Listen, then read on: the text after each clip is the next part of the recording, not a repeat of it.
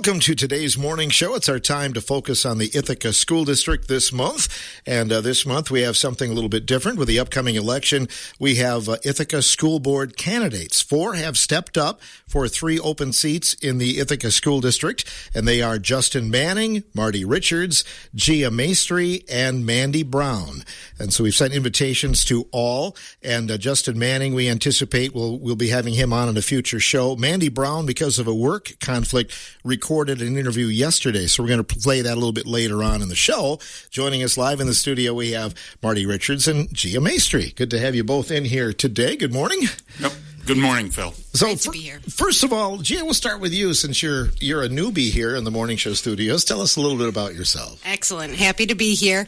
Yep. So, hey, I was born in Richland Center, raised in Spring Green, went to school at River Valley, and for about the past 19 years have lived in the Ithaca School District. My kids are a junior and 8th grade at Ithaca Schools. So, about 5-ish years ago, I worked at Ithaca Schools as a paraprofessional, got a little feet on the ground experience, and have since just tried to continue relationships with the local community, and want to try to be here to make things keep going at Ithaca.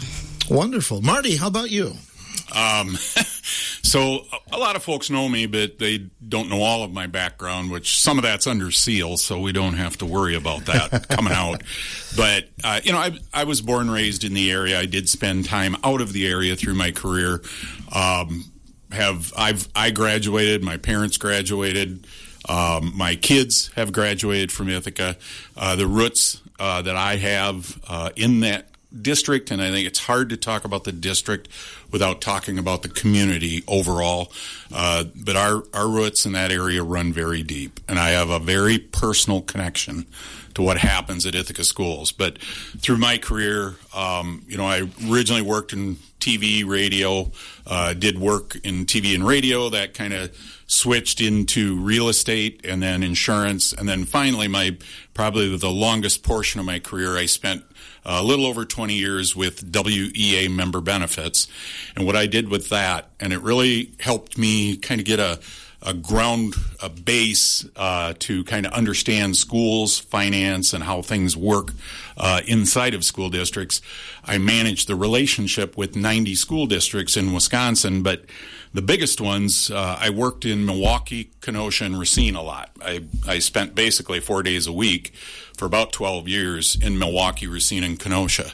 And what I did was I managed the relationship with their business offices of offering our retirement investment products and offering retirement investment education for the Wisconsin retirement system.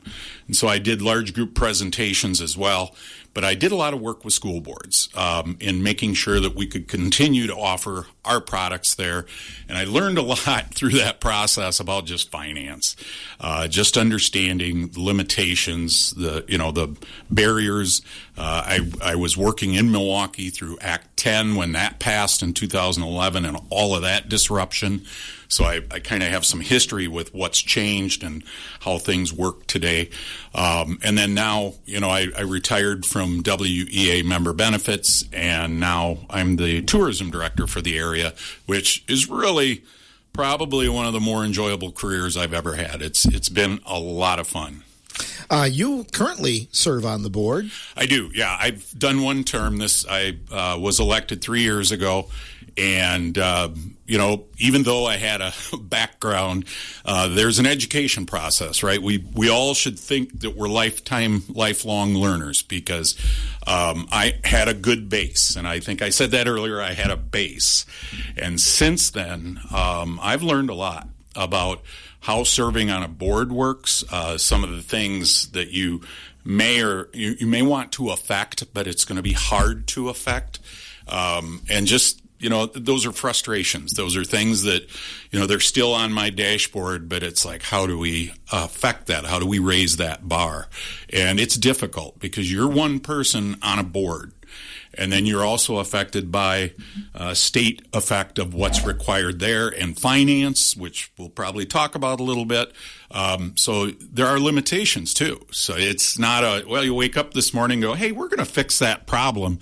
Well, and I'll talk about it later. There's, some facility things that we've been working on that we needed really to pay attention to today. And boy, this is going to be like a 4 or 5 year project to make sure that it's all taken care of. So there's frustrations no matter how effective you are. Gee, have you had experience serving on boards before?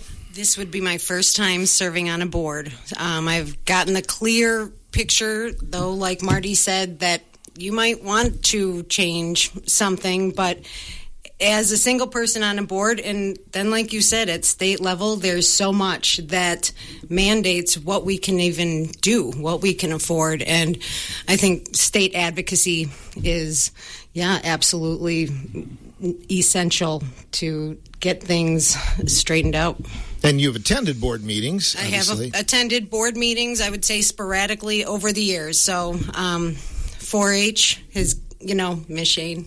Definitely, I'm like, okay, that's how you run a real meeting.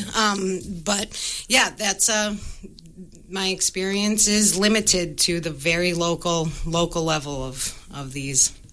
Mm-hmm. You grew up in the area. You mentioned River Valley. What do you like about the Ithaca School District, Gia? Yeah, the small size of the district. It's also we are in district, but the small size was something that my husband and I thought would just be wonderful. You have your maybe gym teacher, your art teacher, your music teacher who knows you from when you drew circles this well to now how you can create this beautiful, sculpture, and to have that lifelong presence. And so that's something that for me, Ithaca, and the teachers love the kids. And that is, obvious as we talk about budgetary stuff, is like they're there because they want our kids to feel loved and succeed. And that's what we want for our kids. Marty, you kind of answered it, but as far as the Ithaca district and what you like about it, what are you proud of? Well, the Ithaca School District prepared me very well for my next step. Our daughters really were prepared extremely well. They've all gone on to do big things. I mean, we have a daughter who now teaches math and science in the Spokane City School District and is exceptional in middle school. And that's saying something, right? And is exceptional at it. She's received awards for how well she's done. We have a daughter who's now a master sergeant in the Air Force with only 1 year of college education. She has excelled. And then our other, Holly, our oldest, has started 2 nonprofits in Spokane, Washington, that serve new moms, and then also physical training for not elderly, but those aging and then getting into elderly.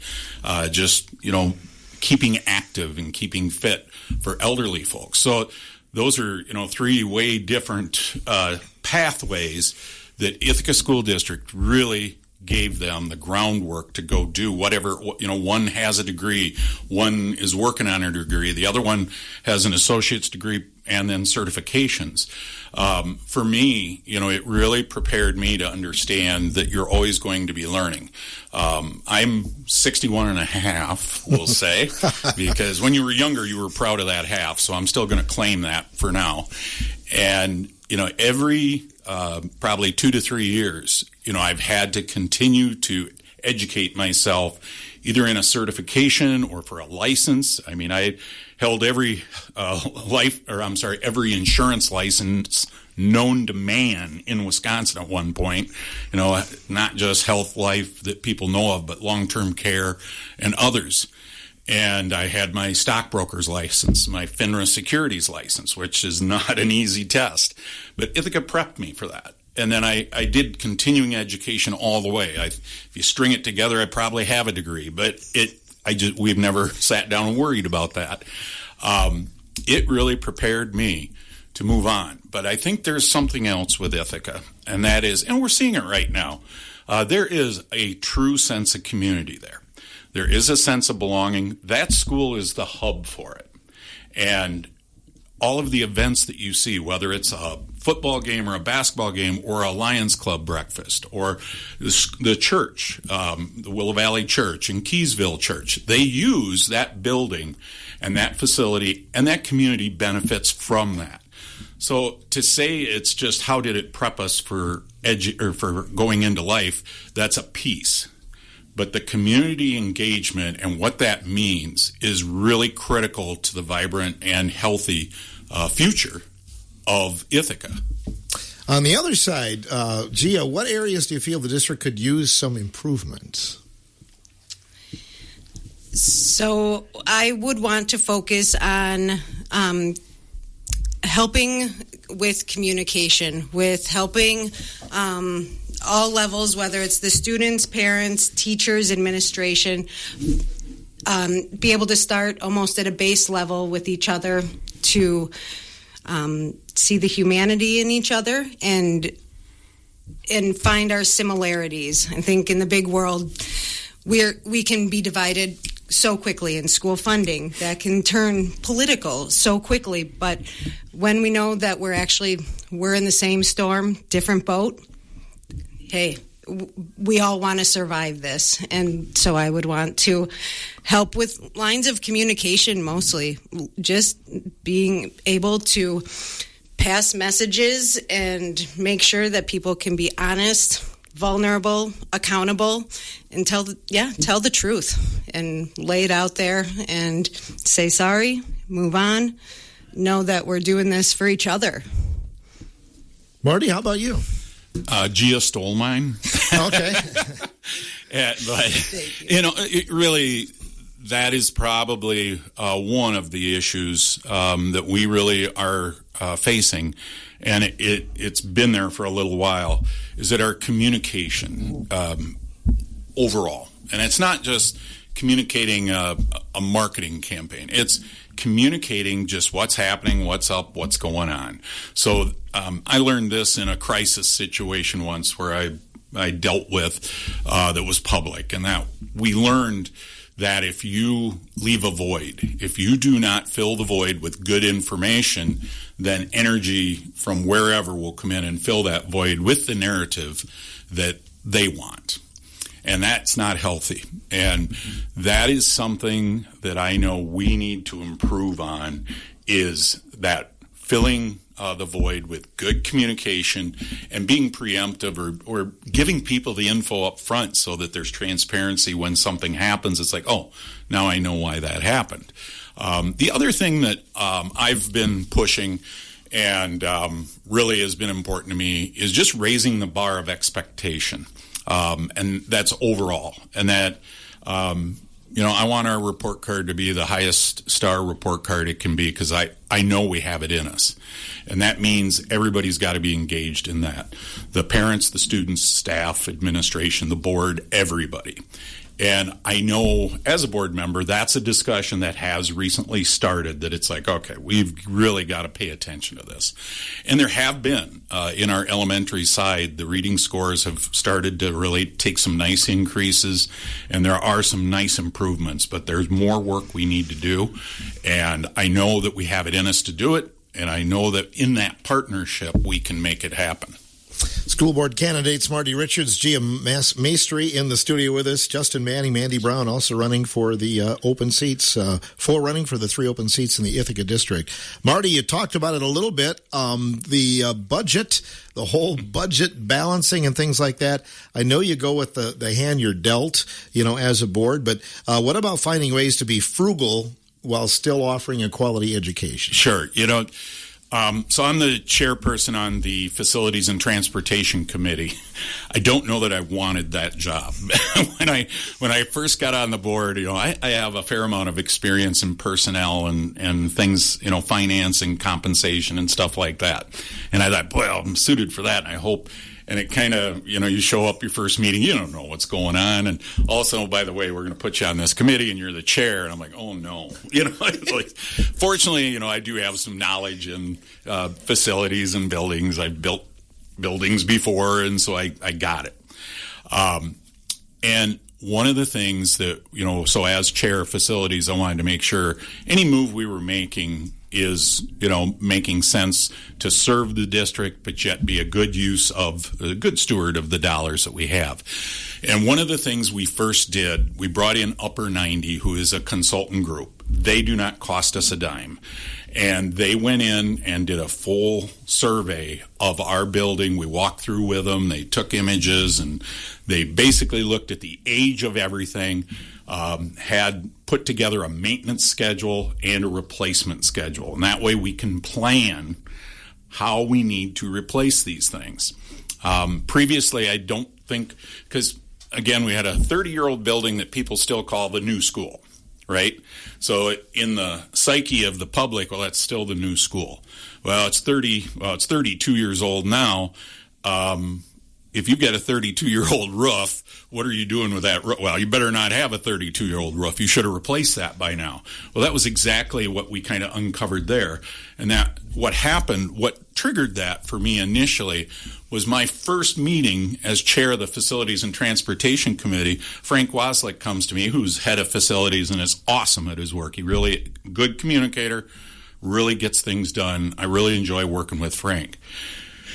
Marty, our boilers are shot. We got to replace the boilers. And I'm like, holy cats, in a building that size, that's not a cheap thing. Well, and when we got to do this, then you can't really do a good job of getting good bids, working on the price, or having a structure of how you're going to replace them. And so that kind of caught us behind the 8 ball a little bit. And that triggered that, okay, we need a plan so we can plan this out a little bit. Now, this last summer, we replaced the roof. But not the whole roof, a section of the roof, because that's all funding would allow us to replace, was a main section. And we have kind of it structured going forward how to replace the rest. And that's helped us through the work of Upper 90 to be able to save dollars because they have access to those companies because they work with them regularly. If Little Ithaca School District went out and tried to get a request for proposal of bids, we'd hope to get at least one. Well, that's not a competitive bid situation. Well, now, with Upper 90 helping us, they go out, they'll get 2 or 3 bids. And now it's competitive and it's working on the price. We even had the situation with that roof section we replaced that when it all was said and done, the cost was less than what the original bid was. And that we actually saved money through that process. That money did come back to us. So that's, I guess, as far as my hands-on of what I've been doing is just looking forward and making sure we have a plan for everything. Rick Manning is our transportation director, and again, does an outstanding job. And through work with him, Bob Busher pushed this as well. He's on the Facilities Transportation Committee.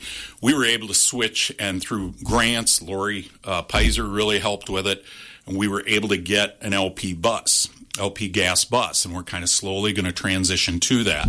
A couple of reasons for that. In the winter, we were shocked. The LP bus, I thought, okay, we're going to learn there's new problems or it's harder to start or something. It's easier. It's much easier to start in the winter, so we don't have to mess around with plugging it in or using electrical. But LP gas tends to be less expensive. They're very efficient. We're really seeing good efficiencies with it.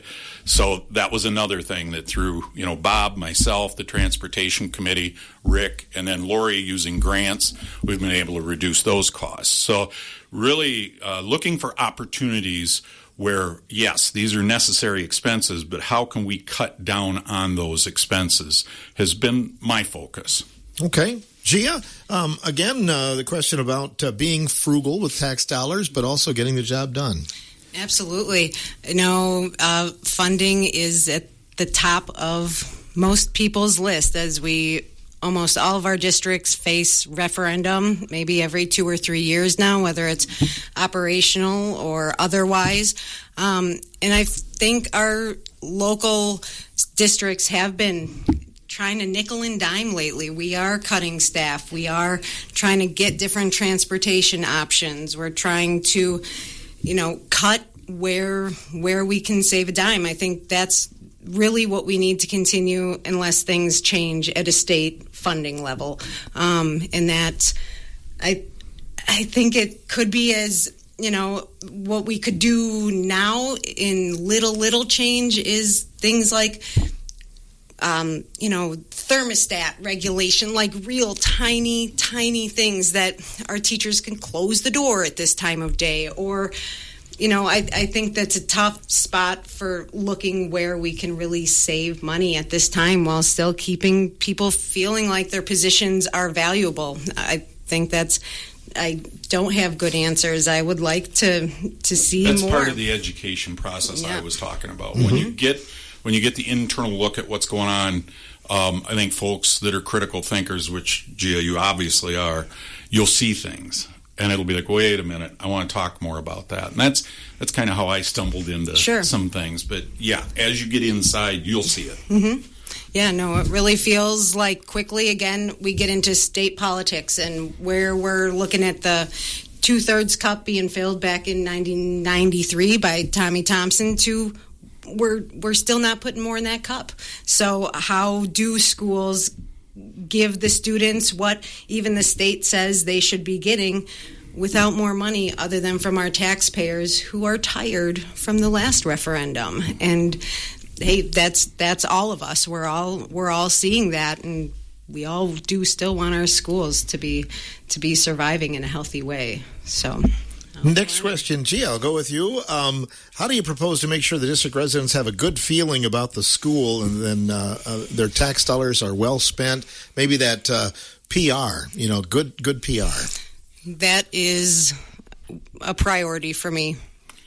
Communicating to the people why we can't do certain things that they think should be able to be done quickly and where we are focusing. I think there's so much done behind the scenes that people can feel like, what are you guys doing? You're here or you're gone all day. Like, what did you even do? And with respect to privacy and everything, we still need to be able to communicate what our people actually are doing and how they're helping the community.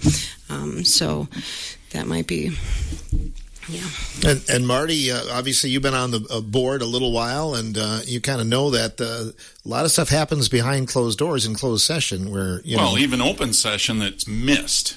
So communication, again, right? We're talking about communication, really. Mm-hmm. And I think something happened in the recent regular school board meeting where we had a hot button issue, which deservedly so, hot button issue, but was missed was in that board session, we approved expenditure for all the kids at Ithaca who are taking either college level or technical education classes. We went through it, kind of talked about it. Well, by that point, half the crowd had left, and those that were there were focused on another subject. And it's like, hold on, there is awesome news here. We have got a huge number. I mean, it's a big number of kids from Ithaca who are getting college-level credits at Ithaca, but we have to compensate the tech school and the colleges because, yes, they're getting that instruction in our building, but to get those credits, you've got to pay those institutions. And after the meeting was done, I'm drained from everything else, and that was a big frustration, was that, hey, there was some awesome news there because we have a high percentage of our kids are going to technical school and college at Ithaca while they're there in the building getting those credits, and it's saving their families money. And that was a big frustration of mine. And we can kind of talk about that a little bit on social media. We can talk about it here a little bit. But when you've got people in front of you, that's when it's like, how do we get the attention to the good news in the middle of that emotion? And that's a tough one. I don't have the answer for that. But that is a frustration that I have. And then, like I said, just raising the bar. We need to raise the bar on expectation of how we're going to conduct ourselves, our professional expectations of our professionals and how we're going to get the kids up to that bar. Okay. $1 million question here. Why do you want the job? Marty, we'll let you go first. Wow, Phil. That's a big question. There's a couple of thoughts on that. Number one, when my kids were in school, I was out of pocket. I was busy with my career driving all over the place. And I've apologized to them several times for games I've missed and events I've missed because I was elsewhere in the state working. 4 years ago, I had retired. It was post-COVID. I had retired. I was more settled with work I was doing here.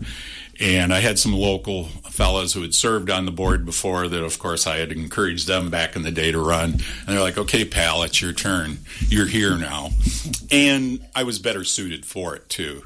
There is a benefit of not having children in the district, because I came in with some knowledge of finance and some other inter-school education of how they function, but I didn't have a vested interest in my personal interest. And that helped me to see everything, I think. And then there's never been a decision where I sat there and went, because you can try to remain objective, but it's difficult. Even in my position, it's difficult with not having a child in the district. But I've been able to remain objective. I got involved because, again, Ithaca School District is extremely important to me, even though I don't have kids there, because who knows, there could be a child that's going to come through Ithaca schools in the next few years that down the road I may need for elder care. Or I also employ students that help me with work with my short-term rental business. Our short-term rental business. And, I want kids that are good workers, that are attentive, and if something goes wrong that day with a piece of equipment, they don't stop. They problem solve it and keep going. So do I benefit? Absolutely, and I do have a vested interest. It's just broader, and I think it has helped me to see what's going on. It also has gotten me more involved in the school, even though I don't have kids, because I've done FFA contest judging. I've done the mock interviewing, which I really enjoy, and if you talk to anybody who's had me for a mock interview, they said it's more like a career counseling session, because I'll do the interview and then I'm like, okay, I see what you're thinking, but then I'm able to actually kind of give them some ideas or kind of talk them through maybe things they want to do in the future. I've read to the fourth grade class a couple times in the library. I've just done different things that it's like, it keeps you young, and it kind of goes back to that lifetime learning. It keeps you relevant, because it's kept me involved and engaged, understanding what's happening at the school level. So then when we're in that board meeting and they bring up, well, we're bringing this new curriculum in, you're like, okay, I understand what that is. And you have to have that knowledge, really, to be able to vote on something or to understand it. I know there's probably some board members that get frustrated with me because I'll keep asking about things at meetings. I ask questions and I want the answer. We've had some votes where I was the only one sitting out on the island because I didn't have the info. It's only happened a time or two, but I try to go into meetings not having a predetermined mind on things. I want the information when I get there so I know what I'm voting on. I've really tried to take a pragmatic approach to it and try to come in unbiased, and then be able to see the information and make the decision that's best for the whole district and for the people of the district. Okay, Gia, it's rare, that we have 4 people stepping up to run for school board, because a lot of times districts are having a hard time getting people to do that. So why would you want to be on the board? I want to be on the board because we need more civic engagement, and I think I'm a good candidate to fill one of these seats. Again, the communication, bringing us all back to level so that we can talk to each other about all of these issues. But I mean, everything that Marty said, this school is a hub for our community, your community, people we care about, and people who we want to succeed. And it's a unique experience to have a K through 12 school. For the rest of your life, you can go out and be anonymous. And at Ithaca, you are an individual and you are loved and cared about. And I so want to see the school do well and hold a high bar and be okay with holding a high standard. It can be uncomfortable, but holding people to an account is extremely important today. And I would want to be clear on issues. Marty, I love that you ask questions to be clear at these board meetings, because things can be pretty confusing, and then you're voting on something. So please keep asking those questions. It's only to be more informed, and that's what the community would want us to do in that position, is to represent them. I want to represent the people who also have the responsibility to make their wants and needs known, and that's community involvement is at a trickle for the school for so many different things. People are more silent than they have been, except to each other, except on social media. We need to get out there and actually show what we care about and stand up for that. So I want to stand up for Ithaca. Well said. So in closing, any closing remarks you'd like to make about yourself, Gia?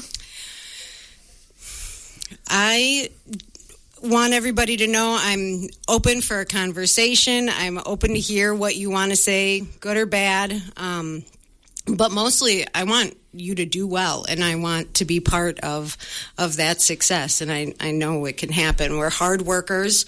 We're, country living, and that's not easy. But we've also lost some kind of this feeling that we need to embrace in each other and be okay with vulnerability and honesty, even if we might look like a fool for a minute. It's still worth it.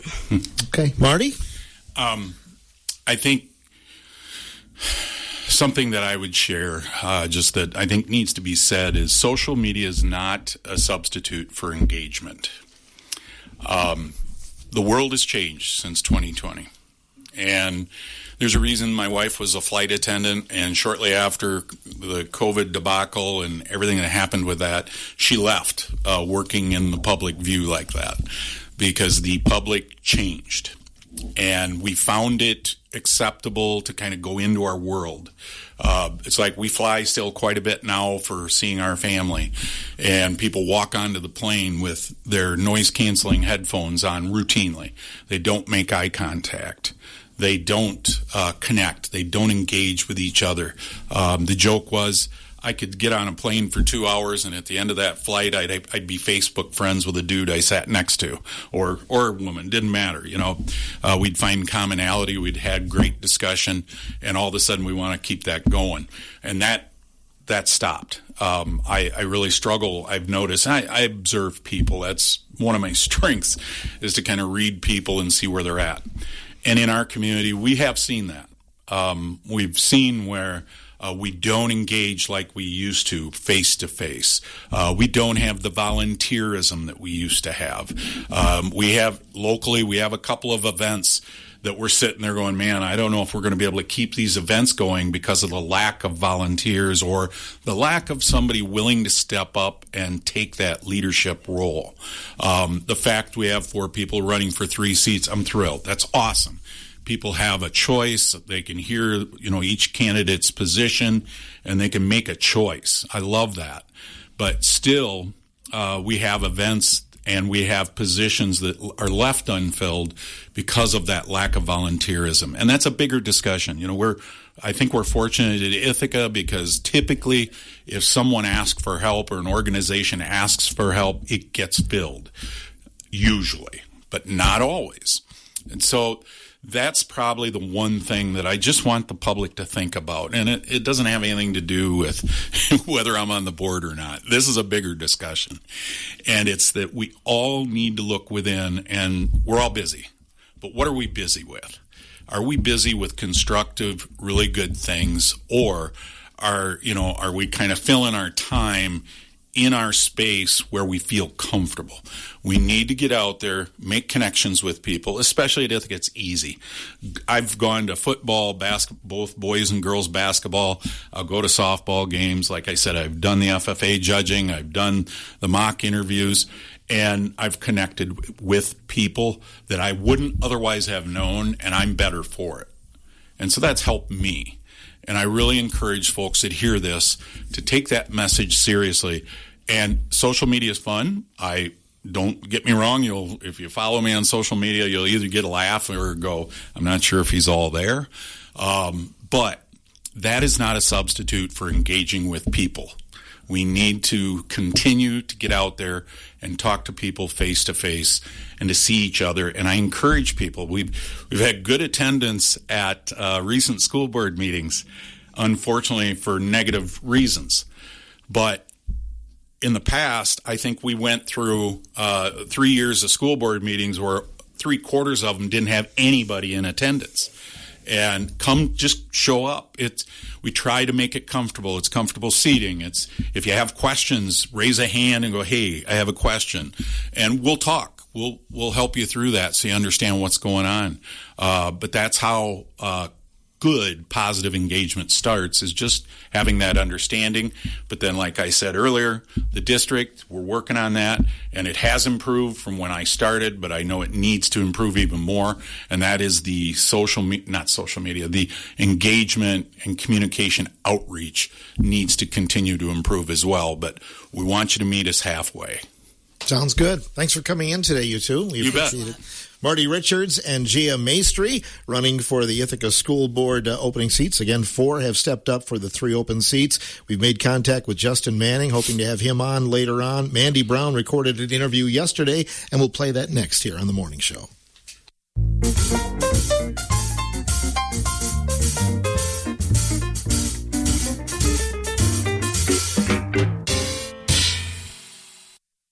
On our morning show today from WRCO, we're highlighting the school board candidates for the upcoming election, which is April 7th. Ithaca School Board candidates talking with us about their reasons for running, and we'll talk a little bit about them. Joining us in the studio is Mandy Brown. Mandy, I guess, first of all, tell us a little bit about yourself. Well, thank you for having me, Phil. First of all, it's nice to see you not on the sidelines.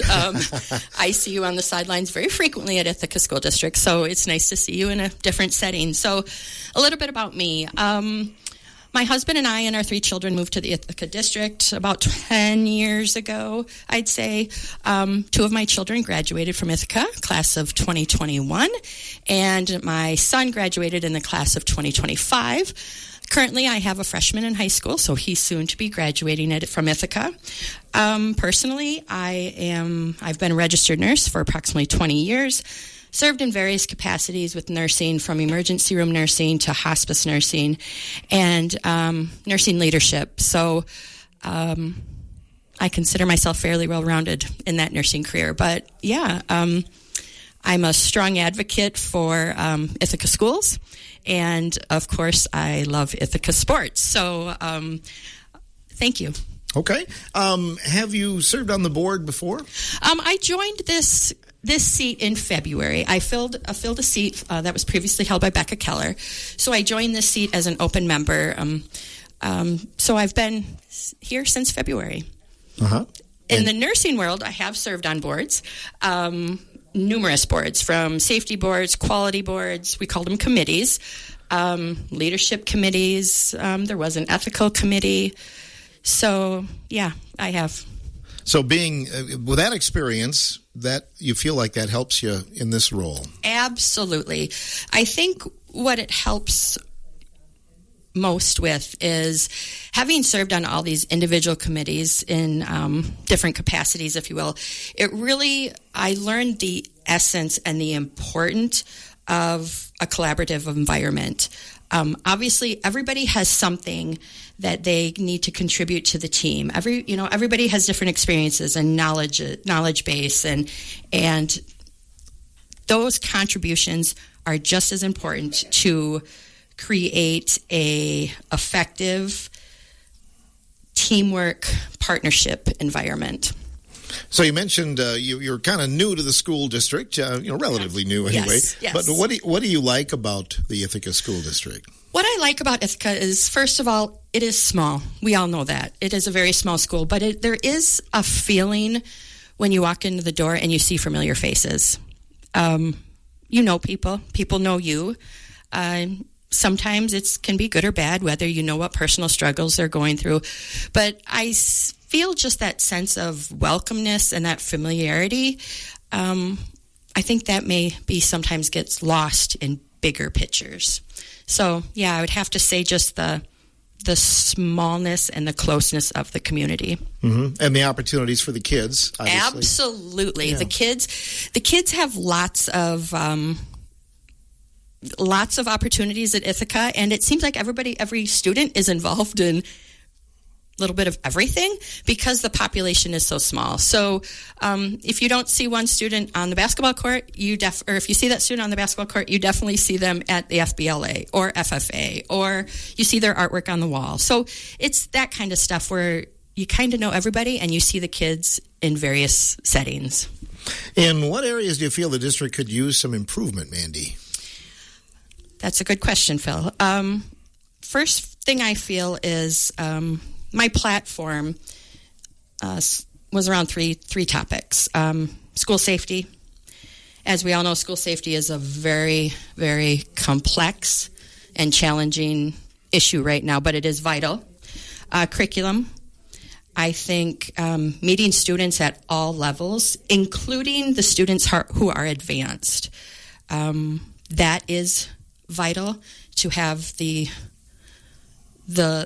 lower levels as well as the higher levels academic needs met and everything in between.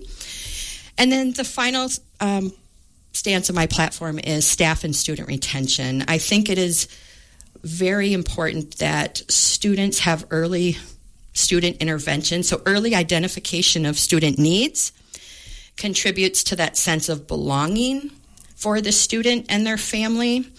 I think from a teacher standpoint, we need to see a lot more of a partnership, more of a supporting growth, more of a mentorship, more of development. We need that on all levels, from teachers to students to parents. There just needs to be more of a partnership, if you will. Mm-hmm. Well said. You talked about safety. Why is that one of your top concerns or goals? Yeah, absolutely. I think that's a great question, Phil, because, well, it's in the media a lot right now for sure, right? But I think as a nurse, my children go to the school. I want my children to be safe. I have friends whose children go to the school, neighbors, community members. I think if there's not a safe environment that influences great learning, safety is, then really we don't have much of anything, right? And again, it's just me as a nurse, and we understand the essence of safety regardless of the setting. I think it's important that it takes all levels. It has to be from the students have to know the plan, the teachers have to know the plan, the administrators have to know the plan, and the parents have to know the plan for reunification. Safety is top of my list. You have any ideas about the budget that's in the news all the time, every day, school budgets, yes. and finding ways to be, I guess, frugal but still providing a good education? That's another great question, Phil. I think that ties back to my staff and student retention, right? Because, that costs some money to hire new staff all the time. So it ties back into that third piece of my platform, with the retention piece. The other side of it is back to the safety piece is I do have some knowledge and experience of safety grants that are issued through the DOJ and the Office of School Safety. There is grant money out there for schools to apply for to support school safety, not only from how can I say this? Not only from like for example, like a metal detector, there can be also little safety door locks that a school can apply for through grant money, or safety training plans. So there's lots of grant money that is available for schools to support that. Local taxpayers, and you're one of them. You want your money well spent, and those kind of things. So how do you maybe make the district residents know that tax dollars are being well spent, and the kind of that in between, or PR? I think the importance of making the district aware is just having that transparency, that honesty, that truth, because if you have that clear communication and that honesty with the taxpayers, they will see that, they will respect that, and hopefully they'll understand where things are being allocated to. Why do you want this job, Mandy? Oh, I was waiting for that question, Phil.